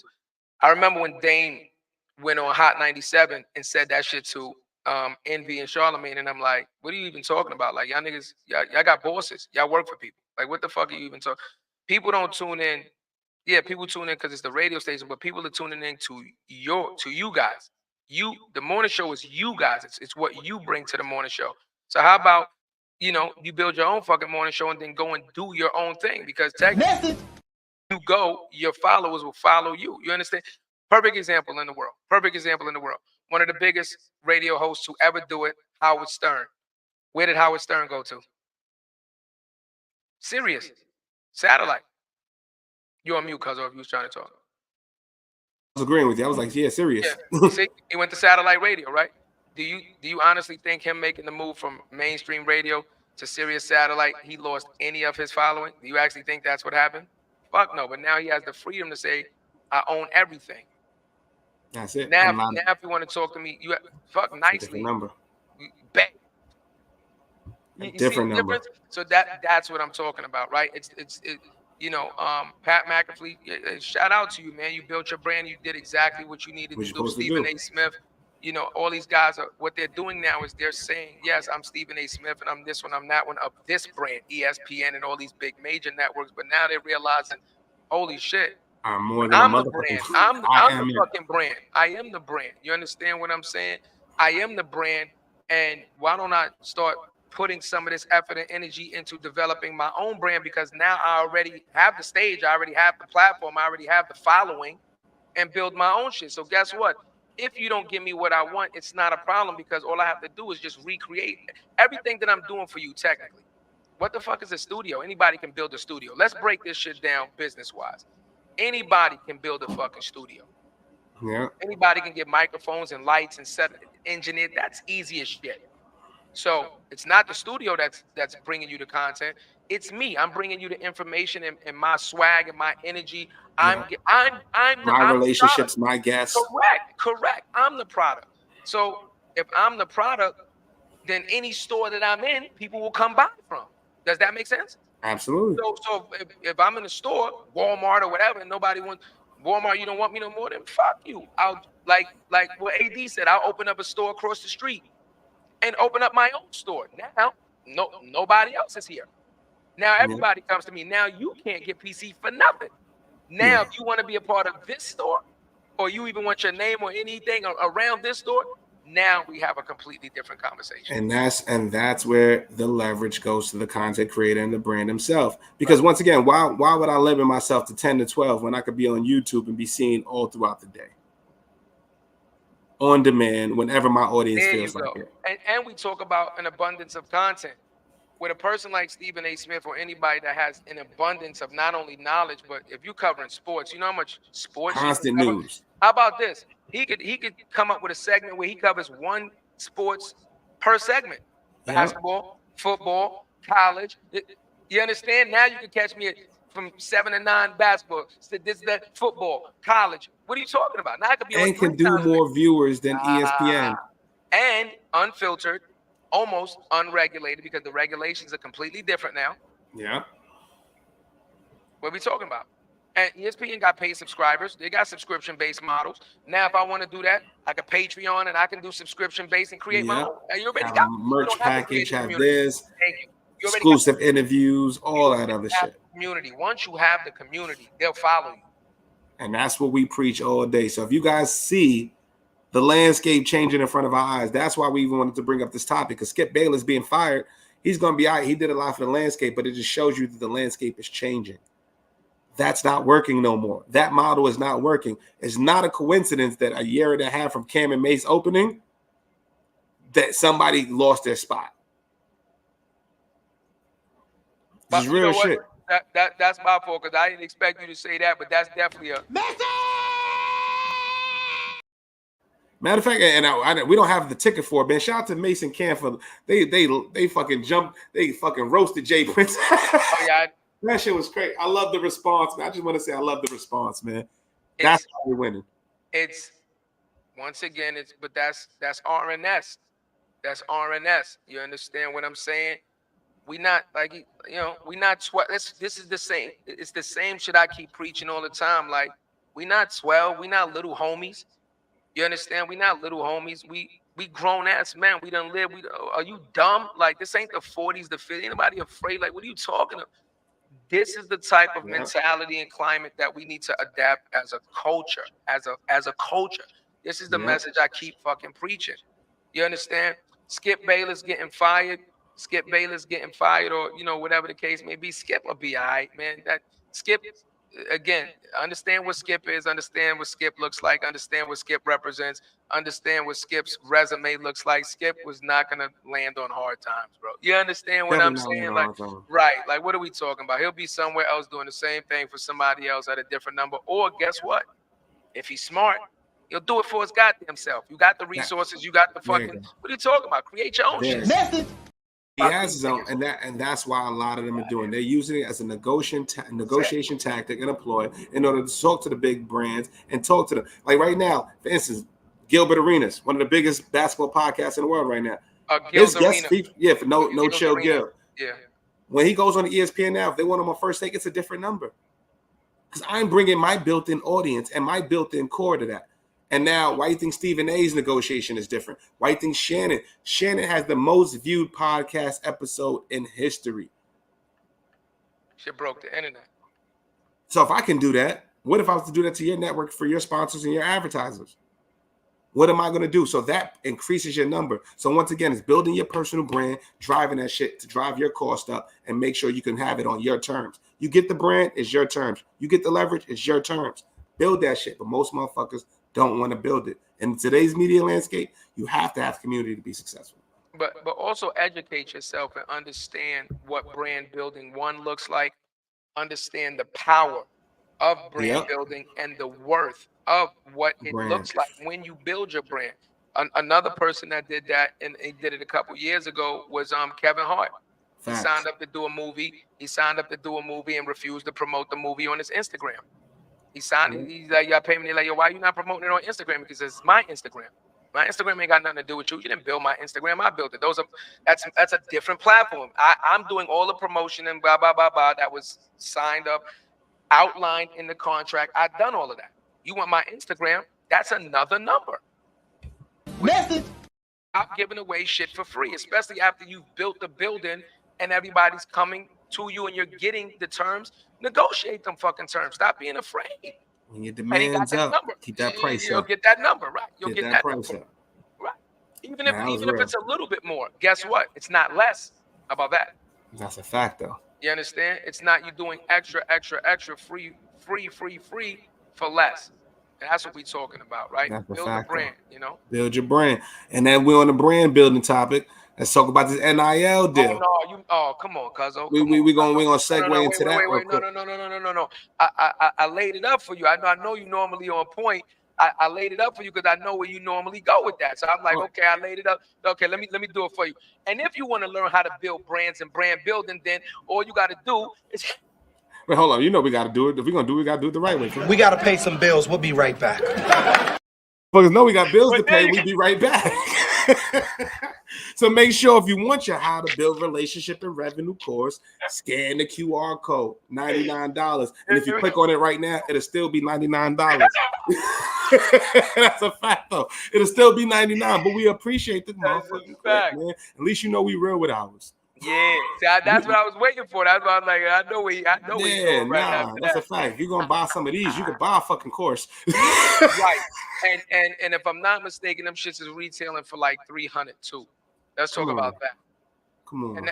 And that's not even including the, I guess the friends and family ones and the ones that are autographed and all that other bullshit that are probably on StockX already for God knows how much. Like, you already know, man, having the first Trump sneaker, that's crazy. Yeah, it's disgusting. Absolutely disgusting. You know what I'm saying? Having a Trump sneaker in a gold case or something. I swear to God, like and the funny shit is I haven't seen anybody with them on yet, but I'm just waiting until I see.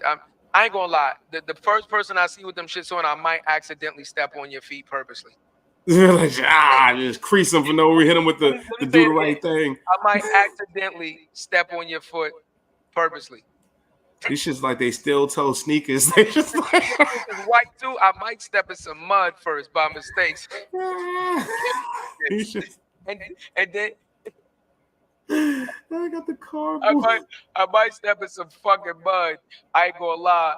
And then step on your shits purposely, you know what I'm saying? And then when you look at me and you be mad, I hit you with the you know what I'm saying? But and I don't know what I did. These shits is, motherfuckers would be like they battle tested. You step on the mud and step on this nigga. Look at these shits. And I'm just waiting for some YouTuber to do some stupid shit like step out of a Tesla or put them shits on top of a Tesla and, you know, indestructible, and do some stupid ass campaign. Ran over him with Trump. a cyber truck. Right. Trump sneaking a fucking Tesla or some stupid shit. I know it's coming. It's definitely rocking, man. But also shout out to this, man. If y'all don't know what's going on with this shit is crazy. So for those who are not familiar with the NIL, y'all, so the NIL is the licensing deal, is what college players, what was in the Supreme Court and what was passed in the players' support and the student athlete support. So basically they are able to brand themselves. They're able to make marketing deals on the behalf of their brand, and they're able to make money as a college student athlete, right? So the big thing is right now, NCAA football 25 came out. I think it comes out in 2 days, but an early release happened. So if you guys, it hasn't been released in 12 years. And the big thing with this is all the players get the same thing, right? $600 for your name to be in the video game and a free copy. And now our question is that enough compensation for you to be in a video game? And to play devil's advocate, we talked about this off camera too, to give y'all full context. Before, it would be generic names. So if I'm Jarrett Thomas on fucking the Rutgers star quarterback or some shit like that, they would have John Smith. And then what would do is community building. Somebody in somewhere would fucking write all the names, create all the players, and have the actual players be able to be downloaded. But you click on it, and now you have all the actual rosters. And they weren't getting money then. So with that question, with that being known, is $600 enough for these student athletes to get to be in a goddamn video game? Not a video game. The college video game. So the see the difference? See the difference? It's not a video game. It's the video game produced by probably the number one sports gaming, EA Sports gaming company, video gaming company, probably in history at this point. Facts. And $600 and a free copy of the game. What do we say? 60,000 players. How many 60. players in college? Roughly. Let's just roughly say 60,000. So it's 36 million. Quick math, because 600 times 36. Just add the zeros. All you gotta do is just add the zeros. Yep. It's $36 million that EA Sports is gonna pay out to college, and you're like, well, that's a lot of money. You know, a lot of money, whatever the case may be, for, you know, them to be paying out. And I go $36 million for a game that's easily on day one. On it, fuck the pre-sales. On the it's gonna sell out the day it comes out. Facts. And we're not even talking the deluxe edition and all these special editions. What's the average price of a video game right now? $79.99. You understand what I'm saying, or something like that? Even if you went, you know, $69.99, $70. You understand? And you times that a million units. Do the math right off the bat. You understand what I'm saying? That $70 million they'll make from this fucking game almost instantly. You understand what I'm saying? Back in the day, lower games, it would be called going platinum when a game sold 1 million copies. It would be called going platinum. What the video game systems used to do is once a game went platinum, they would actually reduce the price down to like $19.99 or $29.99 because it became a classic.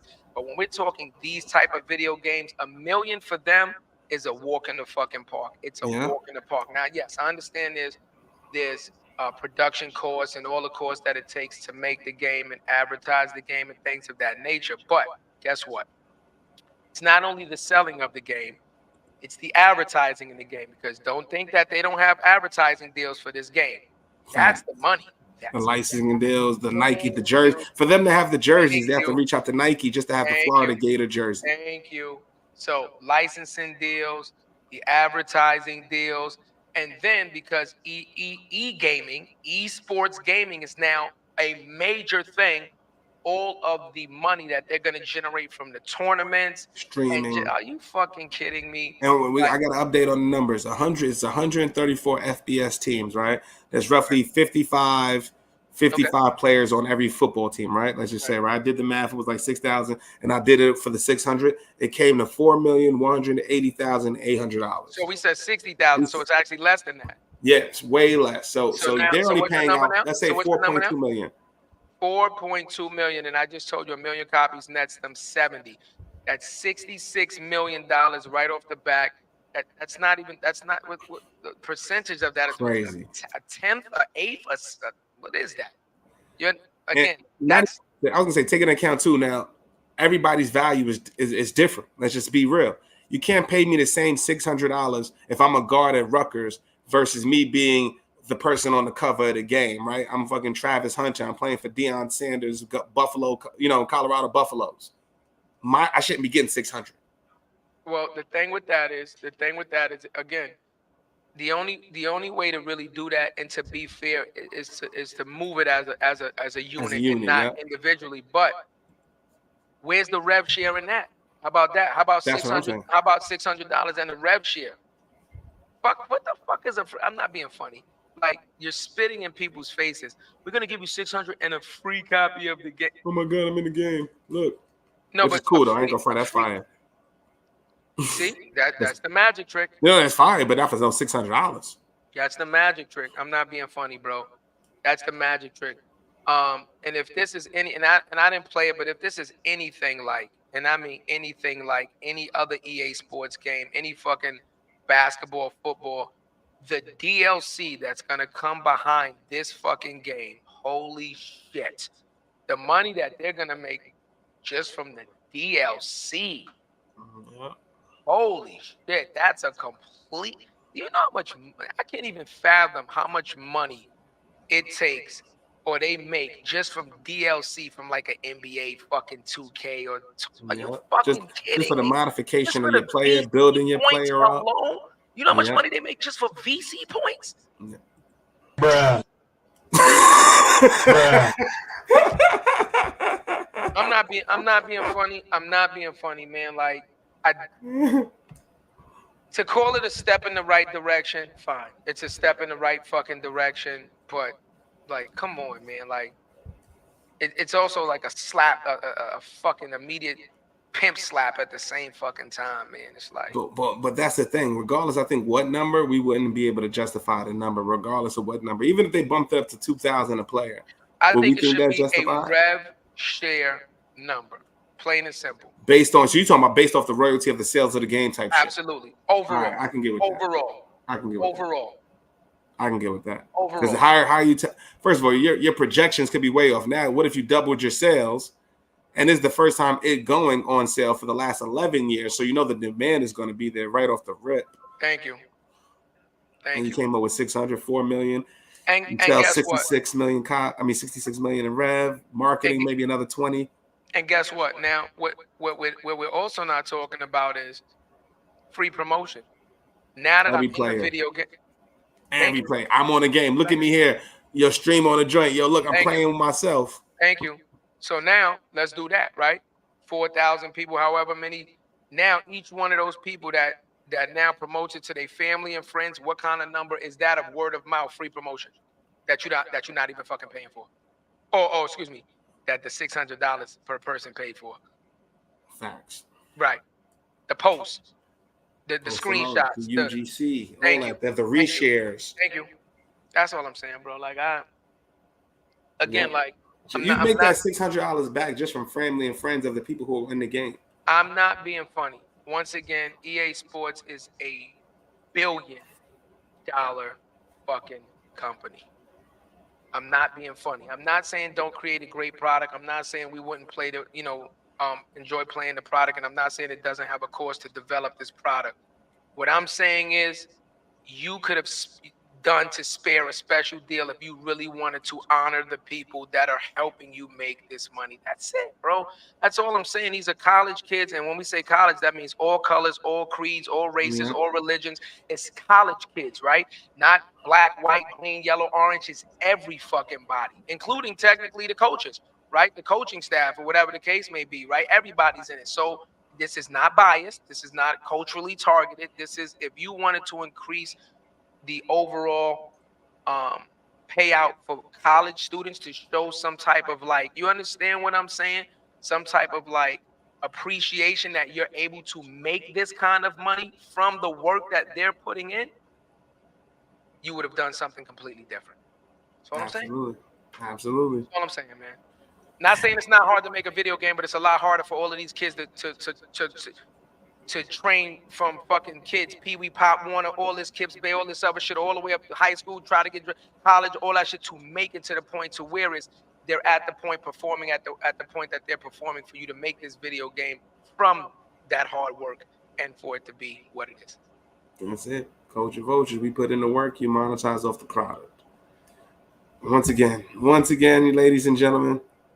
You know what I'm saying? It's nothing. But again, not being funny. It's our fault, right? Because who else is developing a video game? How about this has been around for years, since Madden, all of these games, right?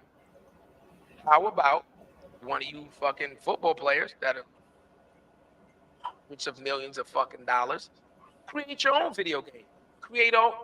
Spend some money. You're spending money on cards and all this other shit.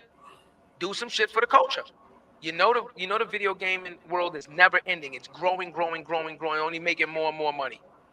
Where's the black-owned companies or the culturally owned companies that are creating a game and saying, listen, we're going to make money, but the majority of the money that we make goes to the players? Where's that? Nobody willing to put in the work. Willing to put in the work. I mean, remember, there's NFL, there's hockey, there's all sports. And then those licensing deals. And then you realize it's a monopoly at the top, right? So if you look at something like Madden, there is no competitor. You look at 2K, they used to have live. There is no 2K competitor. So guess what? So when there's a monopoly at the top, I could put a shit product forward to the public. You're gonna have to consume it because there's no other alternative. And guess what? I could treat you motherfuckers however I want. Why? Because there's no other alternative. Yeah, Madden used to have a competitor. They used to have a 2K game. They killed that. 2K. And then 2K killed them on basketball, and it was killing live to the point they was like, nah, we lost. They did a skip bill at Bayless on the motherfuckers. Now we got to discontinue this because our product isn't on the same level of theirs. Yeah. Live and 2K used to go at it. No more. In a competitive marketplace where, you know, people have the option of, when something comes out, there's always a close competitor with a similar technology. It's always up. Once again, the power's in the people to decide what they want, what is the better, and what's going to dominate. You understand? It's never been anything different. You know, everybody watches movies now with streaming, but when they first came out with movies on discs, it was DVD, right? But it wasn't just DVD. It was another company called Divx. You understand what I'm saying? It was another company called Divx. You understand? They actually made DVDs also on laser discs. You understand? And again, DVD won, right? When PlayStation first came out with the Blu-ray, Microsoft came out with the HD, right? Remember, it was the blue versus the red, right? So there's always a competitor, right? And it just so happened that the Blu-ray beat out the HD. You understand what I'm saying? So there's always a close competitor that's coming out with the similar technology, et cetera. And then you just got to decide on which one, I guess, performs better or people like better or whatever the case may be, you know? Also good branding. Like, it'll sound crazy. I just copped that new Divx. That sounds nuts. Divx. You know what I'm saying? DVD, they created the category. So just, you know what I'm saying? It's like, yeah, what do you call the alternative to CD? Like, Well, Divx was a CD also. It was just formatted different. You understand what I'm saying? Yeah, exactly. Right. And Laserdisc, the reason Laserdisc, and it's just my opinion, the reason Laserdisc didn't really make it, because Laserdisc was way better than DVD, is the fact that, one, the disc was a vinyl. It was this fucking big. It was huge. You know, and it was super expensive. You know what I'm saying? I knew you were gonna do it. I know you live. It was the I'm just saying though, like maybe the pricing point, was just too much for one movie. Yeah, I give you the best example in the world that we used to love in the world. Like back in the day when Neo Geo. I don't know if you remember the video game Neo Geo. Nah, it sounds familiar. I think I've heard of it. Neo Geo was responsible for probably some of the biggest fucking fighting, like I think Tekken was Neo Geo's. Tekken. I know Neo Geo's, but like they had the arcades, but it was responsible, like what I'm saying, for some of the biggest like games back in the day, right? The problem with Neo Geo is the system itself was like $800 fucking. Yeah. I think it was Samurai. Yeah, something Samurai, and trust me, like when Neo Geo came out, because they had the game. And it was dope because you could actually, if you got the card, you could put the card in the actual arcade game and then take it home and put it in the system. But superior graphics, superior everything, but the system was $700-800 fucking, and each Neo Geo game was like $300. Crazy. You kind of outprice yourself. You understand what I'm saying? Sega and all that, Nintendo came in, swooped in. Yeah, but well, they came in. It was around the same time. But again, like when we're talking about like graphics and performance and stuff, everybody will tell you like, oh, Neo Geo was. And niggas, it's no comparison. You understand what I'm saying? Yeah. Same thing when the Sega CD first came out. Sega CD first came out it was the size of a record player. Your Sega had to sit on top of it. It was like $600, right? Same thing when they came out. I think their first game was Sewer Shark. Same thing, but the games were so expensive and things that they had to downgrade that shit because the economics in the market just didn't call for it. And then they downgraded it to the CD, and eventually they got rid of it. Saturn and all that. Right, yeah, but that's why. Because it was just outpricing yourself. But I'm just saying, like, so there's always technology that comes out relative to other technology and things of that nature. And I guess it's just a fight to see who wins the popularity contest and things of that nature. Remember when the iPod came out? Remember? Yeah. The iPod came out. Remember Microsoft released a version of the iPod themselves. You remember? I just can't remember the name of it, right? Same thing, right? So the iPod from Apple, and then Microsoft released one that did a lot more than the iPod, but Apple was just more popular. You remember the Microsoft one? The name, I had one. I remember the name of it. I know. I had one of the shits. And it was dope, right? Same thing, right? It was dope. In a sense, it was an iPod, but it just functioned different and things of that nature. And again, just Apple at the time was, I guess, more sexy, right? More whatever. And it beat it out in Microsoft. Zoom. The Zoom. Zoom, yeah, we had the Zoom, yeah. That's what I'm telling you, right? So if you look at history, there's always a competing technology that comes out that they try to rival, and then one wins, and and then that's it. Somebody got to lose. Yeah, you know what I mean? Yeah, I'm saying. But that was real, man. So you know what I mean. With that said, we done ran through a lot of the topics, man. Before we head out, man. Shows a shout out to our homie, man. Shout out to the homie Mike Neezy, man. Yeah, shout out to Mike Neezy, man. Word up. Yeah, man. If y'all know him, man, he kills a lot of the parties. One of the illest DJs out here in New York City. You see him in Cancun. You see him at all the events, man. See him in salsa. His energy is infectious. He's a great DJ, great person. And he recently, had a medical scare. We glad he's doing better. And we send him the prayers and, hope he gets well, bro. Yeah, you know what I'm saying? He's a good guy. He's a good guy, you know what I'm saying? And family man, you know what I'm saying? Family man and things of that nature also. So, we just want to send our prayers out to Mike Neezy and tell him, get well soon. Facts. You know what I mean? Get well soon. Take care of yourself, bro. When we say health is wealth, this is exactly what we're talking about, right? Success at any form, at any level, money, accolades, it doesn't matter, right? If you're not taking care of yourself and your body properly, and your body starts to break down, then you can't do anything else, right? You can't be, the best person for anybody else if you're not the best person for yourself, right? So, we wish him well, and if anybody, wants to reach out, man, hit him up on his social media, right? The power of prayer and the power of just positive vibes and good energy, man, and just if you rock with him, send him some love, man, and just say, yo, get well soon and all that. You know what I'm saying? It go a long way. It go a long way. It go a long way, right? And it shows that you actually care about him as a human being, and not just when you see him at a party and you want to say what's up and get shouted out on the mic or some shit like that. You know what I'm saying? So shout out to Mike Neezy, man. Hope you get better, bro. You already know, man. Shout out to you, bro. And with that said, man, this is another one of Real Talk, man. We appreciate the comments, all the IG love, Facebook love, the YouTube love. Yeah. Man, we do it for y'all. This is episode 134. Next week, we have Jordan March from the Owning. He's owning Manhattan cast. We're also going to be seeing a bunch of other cast members. We're going to be in the Owning Manhattan office for Sirhan. We will be in there, which is one of the largest real estate companies in the world, y'all. So we will be there Tuesday, July 23rd. The 25th, we got Jason Rosario. He's the Chief Diversity and Equality Officer at BBDO, which is one of the biggest agencies in the world. And then we also have on the 30th, we have Groove from House Party. If y'all remember the one who was bumping in the table, Groove, he was an 80s artist. He was in House Party. He's doing a bunch of dope things right now, a lot of things in the community. And we're going to pull up to More Than Entitled. And only here, y'all, in August, we got something playing crazy for y'all. So, all right. Don't scratch the record, Groove. You know what I mean? Don't bump. I'm going to kick your fucking table, Groove. I'm going to kick your fucking heart out. Yo, how you let a nigga say that? Yo, we got a mad fun on the episode. That's gonna be mad. Man, shout out to Tori, man. Shout out to Dave Huey. Shout out to everybody. Want to check in, man, for love, man, connecting us with these people.